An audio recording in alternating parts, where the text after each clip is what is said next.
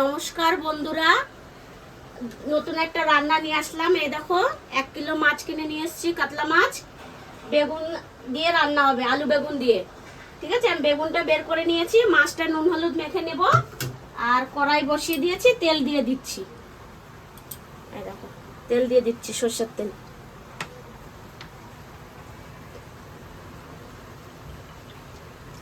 এবার তেলটা একটু গরম হতে থাক। তেল গরম হয়ে গেছে, এবার আমি নুন হলুদটা মেখে নিয়েছি, মাছটা দিয়ে দিচ্ছি এক এক করে। আর এটা হচ্ছে রুই মাছ না, এটা হচ্ছে কাতলা মাছ।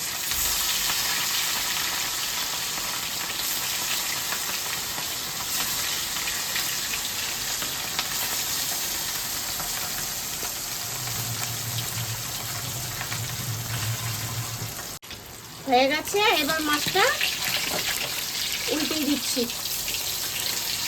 বা পাল্টি করে দিচ্ছি।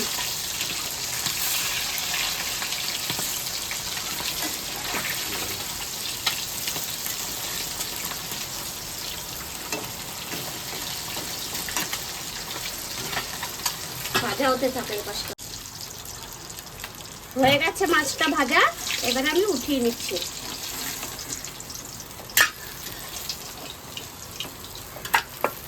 এরকম করে আমি বাকি মাছগুলো ভেজে নেব।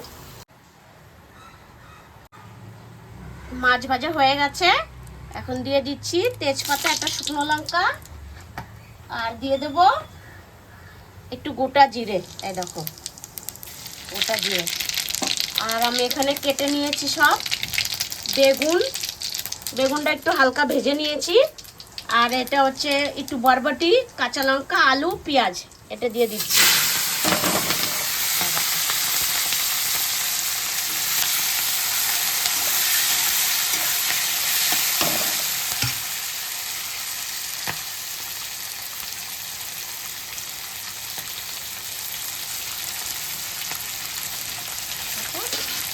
একটু ভাজা হোক, একটু ঢাকা দিয়ে দিন। এবার একটু ঢাকাটা খুলে নিচ্ছি।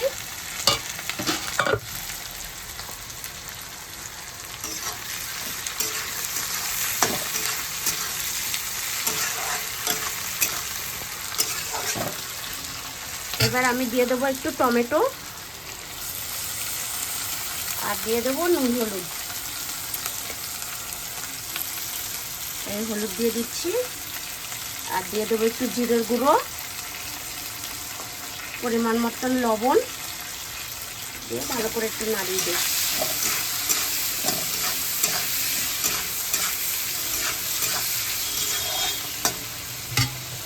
এবার একটু ঢাকা দিয়ে দিই।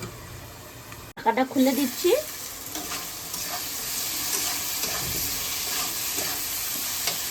এবার জল দিয়ে দেবো। সবজিটা বেশি ভাজলে ভালো লাগে না খেতে।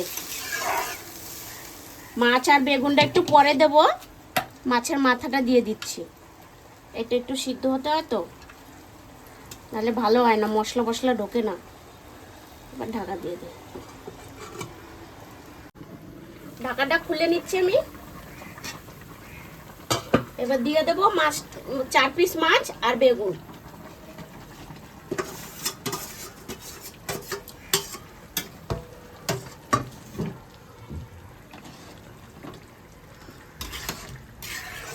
এরপরে যখন হয়ে আসবে একটু ধনেপাতা দিয়ে দেব, খেতে একদম দারুণ হবে।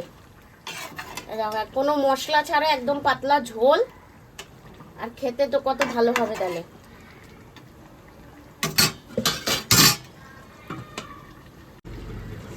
ঢাকাটা খুলে দিচ্ছি, হয়ে গেছে।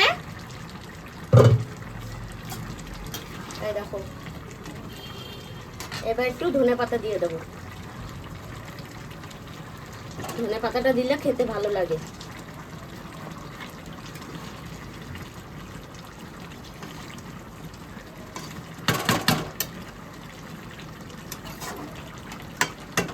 নামিয়ে দিচ্ছি।